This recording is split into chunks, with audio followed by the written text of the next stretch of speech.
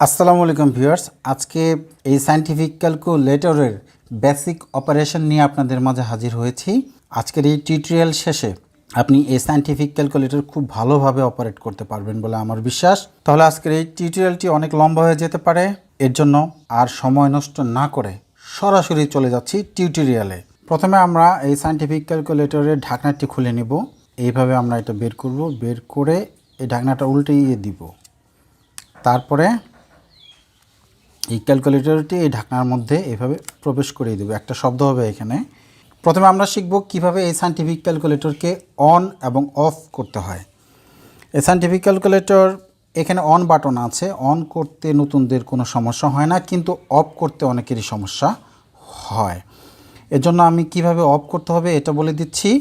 তার আগে একটা কথা বলতে হবে শিফট বাটনের কথা। শিফট বাটনটি খুবই গুরুত্বপূর্ণ একটা বাটন। আর সায়েন্টিফিক ক্যালকুলেটরের প্রত্যেকটি বাটন একাধিক বাটন হিসেবে কাজ করে। এর জন্য এখানে যে হলুদ লেখাগুলো আছে বাটনের নিচে, সেই লেখাগুলোকে যদি আমি কাজে লাগাতে চাই তাহলে শিফট বাটন চেপে আমাকে সেই বাটনটি চেপতে হবে। যেমন আমি এখন বন্ধ করব, কিন্তু অফ লেখা হচ্ছে এই এসি বাটন। এসি মানে হচ্ছে অল ক্লিয়ার। এই এসি বাটনের নিচে অফ লেখা। আমি শিফট চেপে যদি এই এসি বাটন চাপি তখন এটা অফ বাটন হিসেবে কাজ করবে। এই তো সায়েন্টিফিক ক্যালকুলেটর অফ হয়ে গেল। তবে যে কোনো সায়েন্টিফিক ক্যালকুলেটর যদি আপনি অফ নাও করেন 6 মিনিট পরে অটো অফ হয়ে যাবে, এতে ব্যাটারির সাশ্রয় হবে। তো যাই হোক, আমরা ব্যবহার শেষে অফ করেই রাখবো। আমি আবার চালু করে নিচ্ছি অন বাটনটি চেপে। তাহলে আমরা অন অফ এবং শিফট বাটনটির ব্যবহার দেখলাম।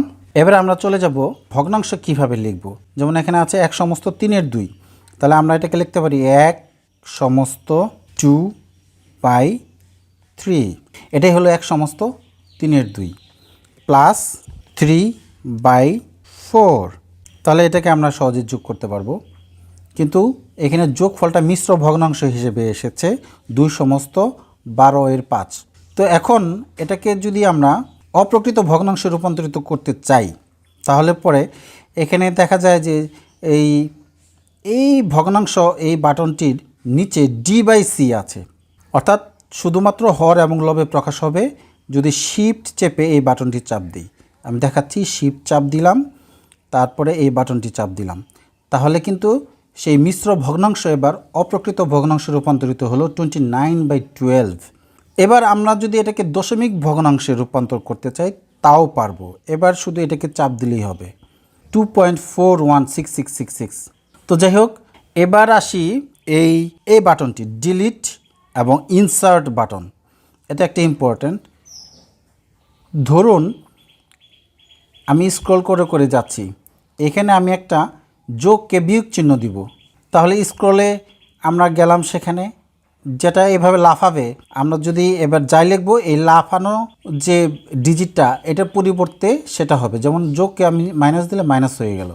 এবার আমি এই 3টাকে যদি ডিলিট করতে চাই তাহলে ডিলিট হয়ে যাবে, ডিলিট 3কে ডিলিট করলাম। এই ভগ্নাংশটা এখন হয়ে গেল 1/2। তাহলে দেখি এর ফলাফল কী হয়, -1/4। এবার আমি চাচ্ছি এই মাইনাস চিহ্নর আগে একটা পূর্ণ সংখ্যা এখানে আমি যোগ করব। যেহেতু আগে করব তাহলে ইনসার্ট অপশনে যেতে হবে, শিফট। এবার শিফট চেপে এসেছি, এর জন্য এটা আর ডিলিট বাটন হিসেবে কাজ করবে না, এটা ইনসার্ট বাটন হিসেবে কাজ করবে। ইনসার্ট। এবার ইনসার্টের যে এরকম বক্সের মতো দেখা যাচ্ছে, এরকম বক্সের মতো যদি দেখা যায় তাহলে এর আগে যা লিখব এই বক্সের আগে লেখাটা হয়ে যাবে। যেমন প্লাস একটা পূর্ণ সংখ্যা দিয়ে দিই 2। তাহলে দেখি এবারে ফলাফল কী হয়। তাহলে আশা করছি যে ডিলিট এবং ইনসার্ট বাটনের কাজটি আপনারা পারবেন। অল ক্লিয়ার বাটনে চাপ দিই। 4 নম্বরে চলে যাচ্ছে। একটি বইয়ের লিখিত মূল্য 360 টাকা, 25% কমিশনের দাম কত? বইয়ের দাম 360 টাকা গুণ 25% কমিশন। তাহলে পার্সেন্ট হলো সমান চিহ্নের নিচে ওই যে পার্সেন্ট চিহ্নটা। এখন আমি তাহলে শিফট চেপে পার্সেন্টটা লিখে দেব। লেখার সাথে সাথে সমান চিহ্ন আর চাপতেও হবে না, 90 টাকা কমিশন পাবো। এখন 360 থেকে 90 আবার বিয়োগ করব, এজন্য আলাদা লেখার প্রয়োজন নেই, শুধু মাইনাস চিহ্নতে চাপ দিব। তাহলে 360 টাকা মূল্য যে বইয়ে লেখা 25% কমিশনে বইটির মূল্য হবে 270 টাকা। শুধু মাইনাসই নয়, আমি যদি এখানে পার্সেন্ট দিয়ে প্লাস চাপি তাহলে বর্ধিত মূল্য পাওয়া যাবে। 25% বর্ধিত মূল্য হলে 450 টাকা। এবার আসি স্কোয়ার কিউব আমরা সহজে লিখতে পারি, যেমন 5 স্কোয়ার সমান 25। তারপরে 4 কিউব লিখতে গেলে শিট চেপে আসতে হবে, 4 কিউব সমান 64। কিন্তু স্কোয়ার এবং কিউব তো লিখতে পারলাম, যে কোনো পাওয়ার আমরা কিভাবে লিখব এটা আমরা দেখব। এই তীর চিহ্নটার মতো যে বাটনটা আছে এটা দিয়ে যে কোনো পাওয়ার লেখা যায়, যেমন 3 পাওয়ার 7, 3 টু দি পাওয়ার 7 সমান 2187। এবার অল ক্লিয়ার বাটনে আবার চাপ দিচ্ছি। এবার চলে যাব 6 নম্বরে। বর্গমূল এবং ঘনমূল আমরা খুব সহজে ব্যবহার করতে পারি, যেমন √16 সমান 4। এবার ঘনমূলের চিহ্নটা হলো এই যে নিচে দেখা যাচ্ছে রুট বাটনটির নিচে, তাহলে শিফট ঘনমূল 27, আমরা জানি 27-এর ঘনমূল 3। এবার বর্গমূল এবং ঘনমূল পারলাম, কিন্তু যে কোনো মাত্রার মূল আমরা কিভাবে করব সেটা দেখাচ্ছি। সেটা লিখতে এই বাটনটা চাপ দিতে হবে, রুটের উপরে এক্স দেখা যাচ্ছে, এটা দিয়ে যে কোনো মূল করা যায়। যেমন আমি লিখব 5, তারপরে এই চিহ্নটা দিব, তারপরে 32 লিখব 2 পাওয়ার 5 সমান 32। তাহলে পাওয়ার 2 এর পাওয়ার 5 কিন্তু নির্মূল হয়ে গেল। এবার আসি ফিজিক্সে এই ধরনের হিসাব আমাদের প্রায় করতে হয়। এইখানে একটা ব্র্যাকেট ব্যবহার করতে হবে, যেমন আমি হিসাবটা করে দেখাচ্ছি এই ধরনের হিসাব কিভাবে সহজে করা যায়। 8.48175 গুণ 10 টু দি পাওয়ার -5 গুণ 10.5 গুণ 10 কিউব। আমি ভাগ চিহ্নও দিতে পারি, আবার এটাও দিতে পারি। এবার আমরা এই ব্র্যাকেটটা ব্যবহার করব, ফার্স্ট ব্র্যাকেট। এখানে লিখব 1.1309 গুণ 10 to the power -4, first bracket শেষ করলাম। তাহলে হিসেবটা একেবারে মিলে গিয়েছে। আর যদি এখানে আমরা ব্র্যাকেট ব্যবহার না করতাম তাহলে দেখি কি হয়। ব্র্যাকেট ব্যবহার না করলে কিন্তু হিসেব এখানে কখনোই মিলবে না। এবার সবার একটা প্রশ্ন থাকে যে সায়েন্টিফিক ক্যালকুলেটরে শুধুমাত্র ফার্স্ট ব্র্যাকেট কেন, আমার সেকেন্ড ব্র্যাকেট থার্ড ব্র্যাকেট কই? মজার বিষয় হলো এই একটা ব্র্যাকেট দিয়েই আপনি first bracket, second bracket, third ব্র্যাকেটের কাজ করতে পারবেন। যেমন আমি এটা লিখে দেখাচ্ছি 1/5। এখানে আছে থার্ড ব্র্যাকেট, আমি এই ফার্স্ট ব্র্যাকেটই দিব। তারপরে আছে সেকেন্ড ব্র্যাকেট, আমি আবার এই ফার্স্ট ব্র্যাকেটই দিব। 12 ভাগ আবার ফার্স্ট ব্র্যাকেট 7/2 মাইনাস 1/2, এই ফার্স্ট ব্র্যাকেট শেষ করলাম, সেকেন্ড ব্র্যাকেট শেষ করলাম, গুণ 2 মাইনাস 3, আবার থার্ড ব্র্যাকেট শেষ করলাম। হ্যাঁ, এটার রেজাল্ট 1। অর্থাৎ আপনি first bracket, second bracket, third bracket সব ক্ষেত্রেই এই ব্র্যাকেটটা আপনি ব্যবহার করতে পারেন। এবার চলে আসি 9 নম্বরে। এখানে বলেছে a³ - 6a² + 12a - 9 রাশিটিতে a এর মান কত বসালে রাশিটির মান শূন্য হবে? আসলে নবম দশম শ্রেণীর যে ভাগ শেষ উপপাদ্যের সাহায্যে আমাদের উৎপাদক বিশ্লেষণ করতে হয়, তখন আমরা সবাই কম বেশি সমস্যায় পড়ি। এই রাশিটিতে a এর মান কত বসালে শূন্য হবে? রাশিটি সমান শূন্য ধরে একটা সমীকরণ গঠন করব, তারপরে এই ইকুয়েশনের সাহায্যে a এর মান বের করব। এতে ছাত্রছাত্রীদের অনেক সময় বেঁচে যাবে। এজন্য আমরা প্রথমে ইকুয়েশন মোডটাকে খুঁজে বের করতে হবে। এই মোড এই তো ইকুয়েশন, একে চাপ দিলে ইকুয়েশনে চলে যাব।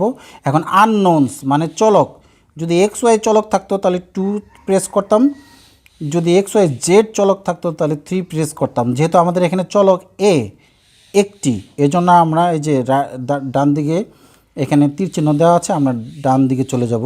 ডিগ্রি, এখানে ডিগ্রি মানে পাওয়ার বা মাত্রা বা সূচক, বা ঘাত যাই বলি না কেন, এখানে এই রাশিটিতে সর্বোচ্চ ঘাত হলো 3, তাহলে আমরা ডিগ্রি 3-তে প্রেস করব। গুরুত্বপূর্ণ বিষয় হলো যে এখানে এর মাত্রার সিরিয়ালভাবে সাজিয়ে নিতে হবে। যেমন এখানে প্রথমে আছে a³, তারপরে a², তারপরে তারপর a9, অর্থাৎ এর পাওয়ার কিন্তু এক এক করে কমতে কমতে গিয়েছে। এই সিরিয়ালে আগে সাজিয়ে নিতে হবে। তাহলে প্রথমে a³ এর সহগ হচ্ছে 1, তাহলে 1 সমান, তারপর -6 সমান 12 সমান -9 সমান। আমরা যেহেতু এর মাত্রা 3, তাহলে এর এখানে 3টি মান পাওয়া যাবে। একটি মান হচ্ছে 3, তার মানে সমান 3 বসালে রাশিটির মান 0 হবে। তাহলে আমরা খুব সহজে বলতে পারবো a-3 রাশিটি একটি উৎপাদক। দিকে আর দুইটা মানও আমরা দেখে নিই। আরেকটা হলো 1.5, এটাকে যদি অপ্রকৃত ভগ্নাংশ তৈরি করি তাহলে 3/2। তাহলে আরেকটা মান, হ্যাঁ আরেকটা মানও 3/2। আরেকটা বিষয় সেটা হলো যে এখানে যদি কোনো একটা পদ যদি না থাকে, সাপোজ a² যুক্ত পদটি নেই, তখন কি করব? তখন এখানে 0 বসিয়ে আমরা এই সিরিয়ালে সাজিয়ে নেব। আশা করব যে মাঝখানে কোনো পদ না থাকলে তাহলে আমরা 0 বসিয়ে সেই হিসেবটিও আমরা করতে পারবো। এবার আসি যে যখনই কোনো মোড অপশন চেঞ্জ হয়ে যাবে তখনই ছাত্রছাত্রীরা বলবে যে ক্যালকুলেটরটি নষ্ট হয়ে গিয়েছে। এখন যাই লিখি, সাধারণ কোনো হিসেবই এখন হবে না। যেমন 2+3 সমান, এই হিসাবটাও এখন হবে না। উপরের দিকে যদি কোনো কিছু অপশন থাকে তাহলে বুঝতে হবে নষ্ট হয়নি, মুড অপশনটা চেঞ্জ হয়েছে মাত্র। তাহলে পরে এই মুড অপশনটাকে আমি কিভাবে দূর করে স্বাভাবিক অবস্থায় নিয়ে আসতে পারি। যেমন আমি এখানে এই বাটনটি চাপলেও স্বাভাবিক অবস্থানে আসছে না, আমি যদি বন্ধও করে দেই তারপরেও স্বাভাবিক অবস্থানে আসছে না। এর জন্য আমার মুড অপশনটি ক্লিয়ার করতে হবে। যে কোনো এবং সব মেমোরি একেবারে 100% মুড ক্লিয়ারের অপশনটি হলো শিফট বাটন চেপে CLR অর্থাৎ ক্লিয়ার, এই বাটনটি চাপলে তারপর 3, তাহলে সমান বাটনে প্রেস এবং আরেকবার সমান বাটনে প্রেস করলে ক্যালকুলেটর স্বাভাবিক মুডে চলে আসবে। এবার আমরা চলে যাচ্ছি 11 নম্বরে। এই ধরনের সমীকরণও সমাধান করা যায়। এটা একটা দারুণ বিষয়। এই ধরনের সমীকরণ সমাধান করার জন্য এই আকারে সাজিয়ে নিতে হবে। প্রথমে x থাকবে, তারপরে y থাকবে এবং সমান চিহ্নের ডান পাশে বাকি যা আছে সেই সংখ্যা থাকবে। তাহলে এই আকারে যদি আমরা সাজিয়ে নিতে পারি তাহলে খুব সহজে ইকুয়েশনের সাহায্যে এখানে x এর মান বের করা যায়। এর জন্য আমরা মোডে যাব, আরেকবার প্রেস মোড, আবার প্রেস, ইকুয়েশন পেয়ে গেছি, একে যাব। এবার হলো এখানে চলক দুটো x এবং y, তাহলে 2তে প্রেস করব। তারপরে সিরিয়ালি এই সংখ্যা সহগের মানগুলো দিতে থাকবো। যেমন 2 সমান -3 সমান -7 সমান 5 সমান -4 সমান 0 সমান। তাহলে এখানে x এর মান 4, আরেকবার সমান বাটনে প্রেস করলে 5। তাহলে আমরা দেখলাম যে এখানে সমীকরণের সমাধান আমরা খুব দ্রুত খুব সহজে পেয়ে গেছি। এবার আমরা 12 নম্বর অপশনে চলে যাচ্ছি, ত্রিকোণমিতিতে। তাহলে আমি আবার মোডটা ক্লিয়ার করে নিচ্ছি, শিফট ক্লিয়ার। শুধু মোড ক্লিয়ার করতে 2 বাটনে চাপ দিলে হবে। হ্যাঁ, মোড ক্লিয়ার হয়ে গিয়েছে। যেমন আমি sin 45 ডিগ্রি মান বের করব। আনফরচুনেটলি এই FX99MS ক্যালকুলেটর রুটযুক্ত ভগ্নাংশকে আমরা এখানে পাই না স্ক্রিনে। তো এখন sin 45 ডিগ্রির মান যে 1/√2 এখানে দশমিকে চলে এসেছে। তাহলে আমরা একটু যাচাই করে এটা একটু মনে রাখবো যে 0.707।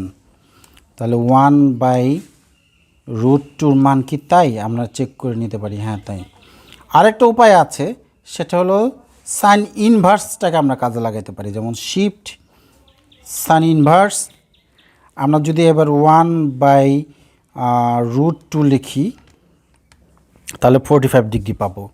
তাহলে আমরা দেখতে পারলাম যে এখানে সাইন 45 ডিগ্রির মান হচ্ছে 1/√2, অর্থাৎ সাইন ইনভার্সটাকে কাজে লাগিয়ে আমরা ত্রিকোণমিতির যে বিভিন্ন অনুপাতের মান সাইন কস ট্যান এগুলির মান বের করতে পারি। এবার আসি ডিগ্রি এবং রেডিয়ান্টে। সাধারণত ক্যালকুলেটর ডিগ্রি মোডে থাকে, যেমন পায়ের মান কত, পাই সমান 3.1415, কিন্তু আমরা জানি যে পাই রেডিয়ান সমান 180 ডিগ্রি। সেটা কি এখানে কিভাবে পাবো? এর জন্য আমরা প্রথমে পাই লিখব, তারপর এই যে ডিআরজি ডিগ্রি রেডিয়ান গ্রেডিয়েন্ট, এখানে আমরা শিফট বাটন চেপে এই বাটনে আসব, তারপরে 2 অর্থাৎ রেডিয়ান আর এ রেডিয়ান 2 বাটনটি প্রেস করব, তাহলে এবার পায়ের মান 180 ডিগ্রি আমরা পেয়ে যাব।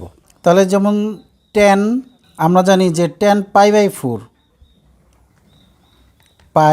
বাই 4 সমান 1, কিন্তু এখানে 1 কিন্তু আসেনি, কারণ আর কিন্তু এখানে আমরা রেডিয়ানে লিখিনি। এর জন্য আমরা কি করব, এটার আগে ইনসার্ট করে দিব রেডিয়ান কথাটা 2, তাহলে 10 পাই/4 সমান 1। এবার আসি কনস্ট্যান্ট। কনস্ট্যান্ট মানে হচ্ছে যে ধ্রুবক। এখানে মজার বিষয় হলো 1 থেকে 40 পর্যন্ত কিছু ধ্রুবকের মান দেওয়া আছে, আমরা এখান থেকে বের করতে পারি। যেমন আলফা এর মান কত, এখানে আলফা আছে হলো 10 নম্বরে, তাহলে আমরা কনস্ট্যান্ট 10 লিখে দিব, সমান চিহ্ন প্রেস করলে আলফার মান এখানে পেয়ে যাব। এবার দেখি সিগমার মান বের করি। কনস্ট্যান্ট সিগমা আছে এখানে 31 নম্বরে, তাহলে আমরা 31 লিখে দেই, সমান চিহ্ন প্রেস করলে সিগমার মান পেয়ে যাব। অভিকর্ষ ত্বরণ জি এর মান এখানে আছে হলো 35 নম্বরে, আমরা জি এর মান বের করি, তাহলে কনস্ট্যান্ট 35, তাহলে আমরা জি এর মান পেয়ে গেলাম 9.80665। এবার আমরা চলে যাব কনভার্টে। যেমন কনস্ট্যান্টের নিচের বাটনটি হলো কনভার্ট, এটা আমাদের অনেক লাগে। যেমন 1 ইঞ্চি সমান কত সেন্টিমিটার, এখানে 1 থেকে 40টা একক কনভার্ট করা যায়। তাহলে ইঞ্চি থেকে সেন্টিমিটার কত নম্বরে আছে, কত নম্বরে আছে, 1 নম্বরে আছে। তাহলে আমরা 1 ইঞ্চিকে যদি কনভার্ট করতে চাই, তাহলে আগে লিখব 1, তারপরে শিফট কনভার্ট, তারপরে 01 ডাবল ডিজিট লিখতে হবে। তাহলে 1 ইঞ্চি সমান 2.5 সেন্টিমিটার। এভাবে যদি 1 মাইলকে যদি কিলোমিটারে প্রকাশ করতে চাই, 1 শিফট কনভার্ট 07, তাহলে 1 মাইল সমান 1.609344 কিলোমিটার। 10 মাইলকে কনভার্ট করি, তাহলে আগে 10 লিখব, শিফট কনভার্ট 07, তাহলে 10 মাইল সমান 16 কিমি প্রায়। তো আমি আবার এটাকে এইভাবে লাগিয়ে নিচ্ছি। এবার একটা মজার ফিচার এনসিআর। ধরা যাক ত্রিদেশীয় ক্রিকেট টুর্নামেন্টে এবিসি 3টি দেশ প্রত্যেকের সাথে একবার করে খেলবে, তাহলে কয়টি ম্যাচ অনুষ্ঠিত হবে? এটা দল 3টি, আর প্রতি খেলাতে 2 জন করে অংশগ্রহণ করতে পারে। এর জন্য প্রথমে 3 লিখব, এই যে এনসিআর, শিফট চেপে এনসিআর, তারপর 2, তাহলে দেখা গেল 3টি ম্যাচ অনুষ্ঠিত হবে। এখানে এবি একটা ম্যাচ, বিসি একটা ম্যাচ এবং সিএ একটি ম্যাচ অনুষ্ঠিত হবে। এবার এনপিআরে চলে আসি। এনপিআর এটাও আমার কাছে বেশ অবাক করা একটা ফিচার মনে হয়। এবিসি 3টি রঙের 2টি করে নিয়ে কতভাবে সাজানো যায়। যেমন 3টি রং, তাহলে প্রথমে 3 লিখব, শিফট এনপি, তাহলে আমরা 2টি করে নিয়ে সাজাবো, এই জন্য 2, তাহলে 6 ভাবে সাজানো যায়। AB BA, BC CB, CA AC. তাহলে পরে বিন্যাস এবং সমাবেশে এনসিআর এবং এনপিআর খুবই গুরুত্বপূর্ণ। এবার আসি এক্স ফ্যাক্টোরিয়াল। এই বাটনটি কিভাবে কাজ করে? ওই যে এক্স ফ্যাক্টোরিয়াল, 4 ফ্যাক্টোরিয়াল সমান 24। এবার আসি স্টোর অপশনটিতে। এই যে স্টোর STO, এই অপশনটি কাজে লাগিয়ে আমরা বিভিন্ন নম্বর সেভ করে রাখতে পারি।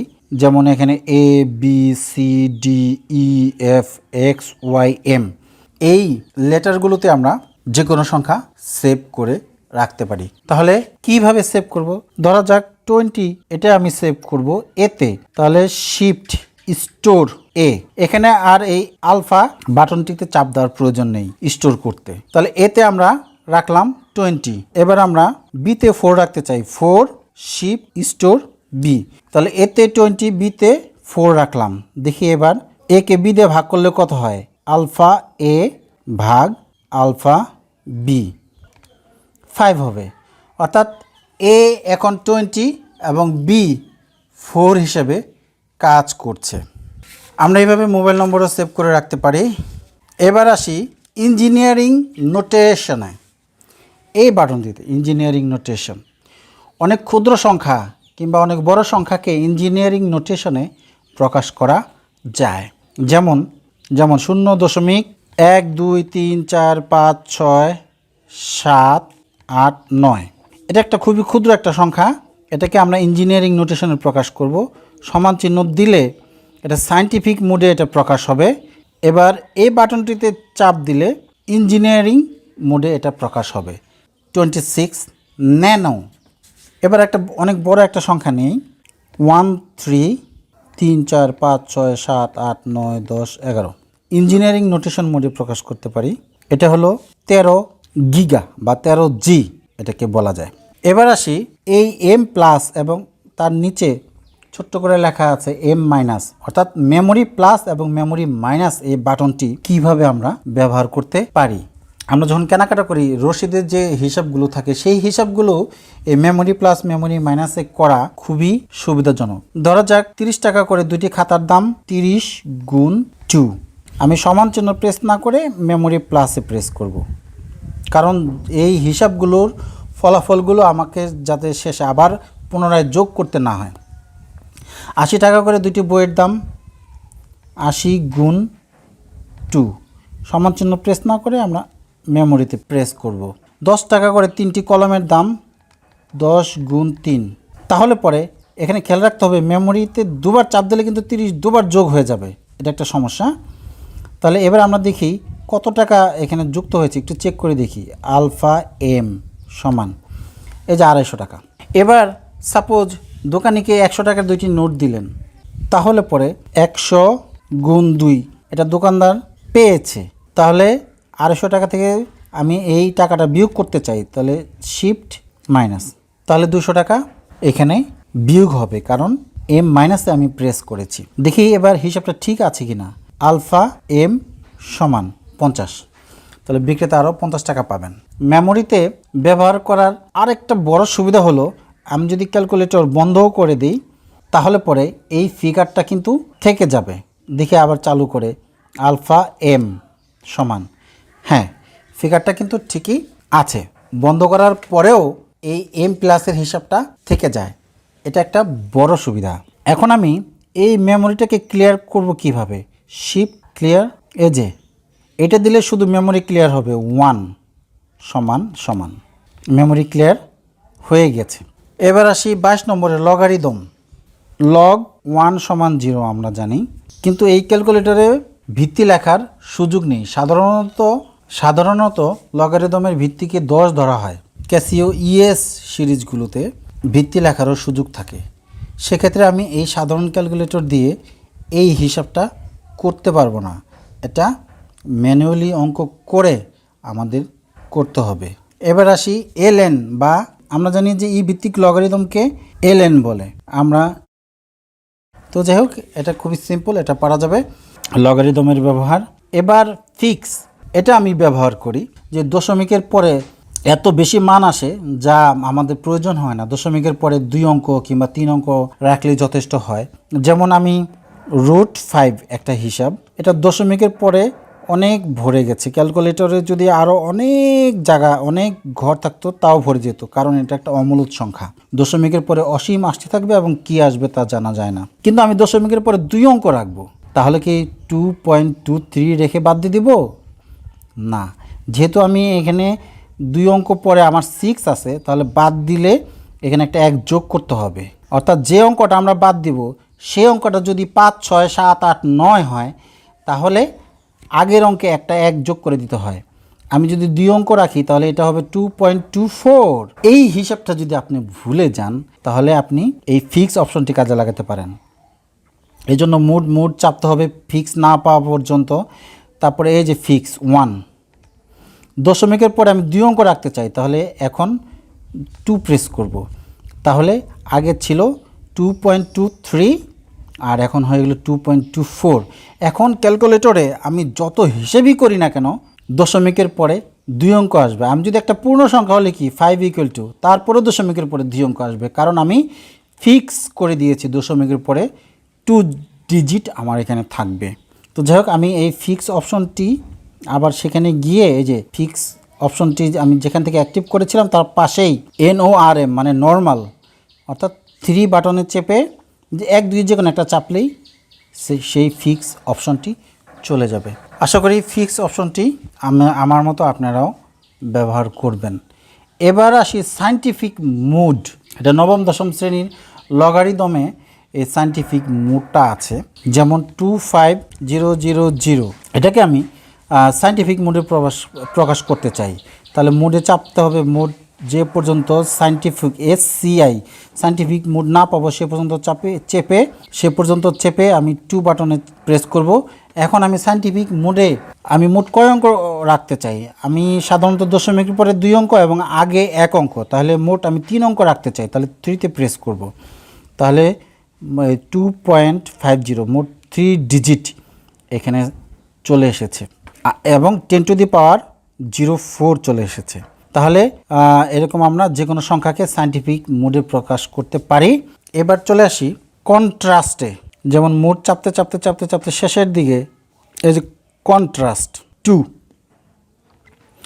অর্থাৎ আমি এই স্ক্রিনের লাইট বাড়াতে পারি, আবার ডান পাশেরটা দিলে বাড়বে, এখানে বলা আছে। এই যে লাইট বাড়াতে পারি, আবার লাইট কমাতে পারি। তো যাই হোক, আমি হাই রেজলিউশনই ব্যবহার করি কন্ট্রাস্ট। ব্যবহার শেষে আমরা অবশ্যই বন্ধ করে দিব এবং আবার আমরা এটাকে খুলে এভাবে অবশ্যই ঢেকে রাখবো। এতে বাটনগুলো ভালো থাকবে, ধুলোবালিতে ক্যালকুলেটর নষ্ট হবে না, ক্যালকুলেটরের লাইফ টাইম বেড়ে যাবে। এ পর্যন্তই ছিল আজকে এই টিউটোরিয়াল। এই টিউটোরিয়ালের বিষয়ে আপনার যদি কোনো অস্পষ্টতা থাকে কমেন্টস বক্সে লিখে জানান এবং আমি চেষ্টা করব আপনার অস্পষ্টতা দূর করে দেওয়ার জন্য। আমি মোহাম্মদ হারুনুর রশিদ। আমার এই ভিডিও যদি আপনার একটুও ভালো লেগে থাকে, আশা করব যে আমার এই চ্যানেলটি সাবস্ক্রাইব করে পাশে থাকা বেল বাটনটি চালু করে দিবেন এবং আপনার যদি কোনো প্রশ্ন থাকে তাহলে এই ভিডিওর কমেন্টস বক্সে আমাকে লিখে জানান। আমি চেষ্টা করব আপনার প্রশ্নের জবাব দেওয়ার জন্য। আল্লাহ হাফেজ।